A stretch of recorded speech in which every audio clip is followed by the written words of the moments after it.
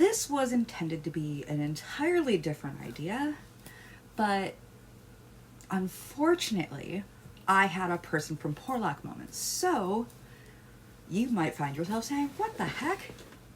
Okay, so this is that moment where you come up with a great idea, but you're in your sleepy mode, so you're just like, oh, yeah, I'll remember that for later, you know, write down the basic, very bare idea, possibly in a language which was hitherto unknown to you.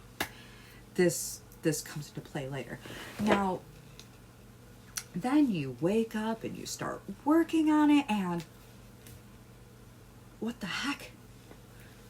What the heck? What the heck is this?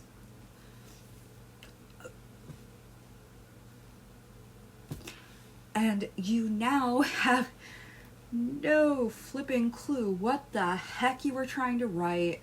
It's just missing. It's not there anymore, and now you have full-on notes where it just looks like you wrote in Sanskrit. Unfortunately, you have no idea how to read or to speak Sanskrit, so it just gets...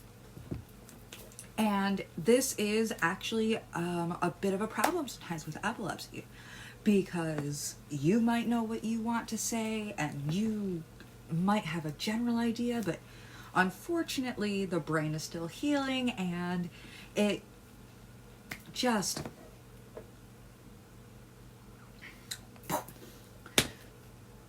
completely out of your head or on the tip of your tongue, but you can't express it, which is among my list of annoyances with epilepsy.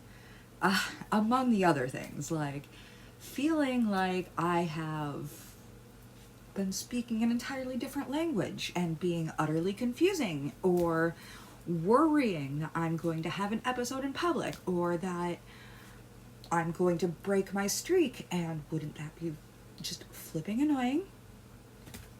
Ugh. Gosh dang it to heck. That is actually not what you say, by the way. Definitely not. Now, what the person from Porlock moment comes from a poem that Samuel Coleridge woke up one morning really, really early, said, "Good morning." I do realize that that looks a lot like me saying my grandma carries her purse like this.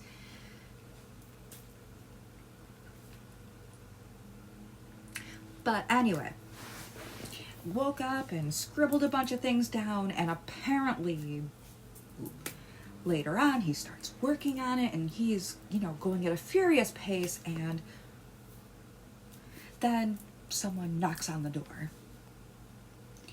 Goes back to the poem, which was supposed to be the Epic of Kubla Khan, and now has no idea. It's completely gone, the mist of history.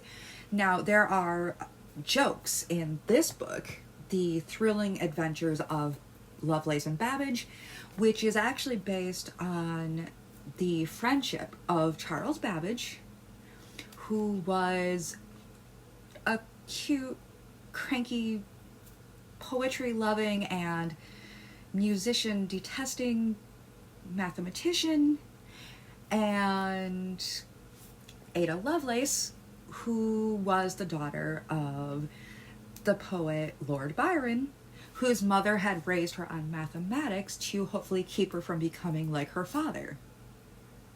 She smoked a pipe, tended to wear trousers, and had quite a mouth on her, so it totally worked. Her father didn't really know her very well because there had been a divorce between Annabella and Lord Byron very early in Ada's life, because Lord Byron was a big jerk. But he said something like, "I've heard that her temper is through the roof." That isn't totally what he said, but I'm paraphrasing here.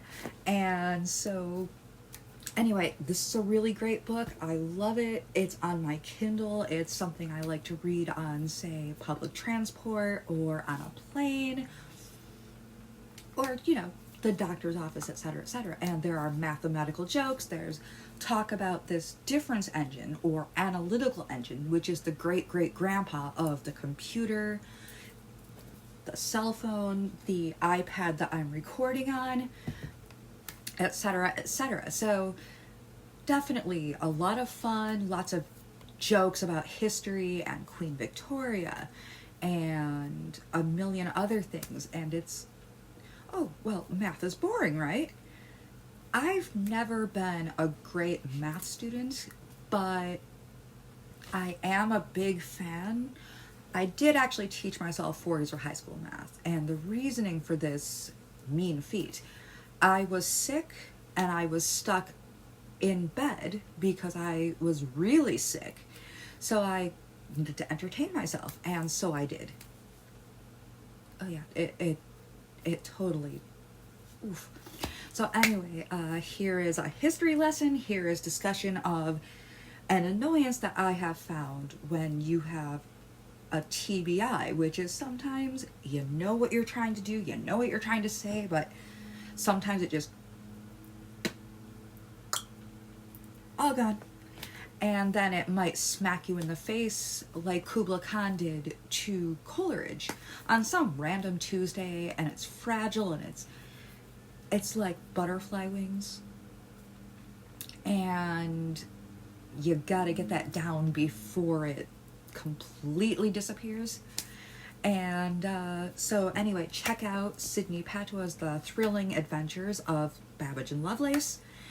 Even if you're not a huge math fan, even if you just like literature or unlikely superheroes, and that will be down in the description as usual. And take good care, love yourselves, and give yourselves a break if you're having just one of those days or you can't quite get it out. Oh boy, do I know. And you are loved, and take really good care of yourself, and don't give yourself a difficult time because you weren't perfect. Take good care.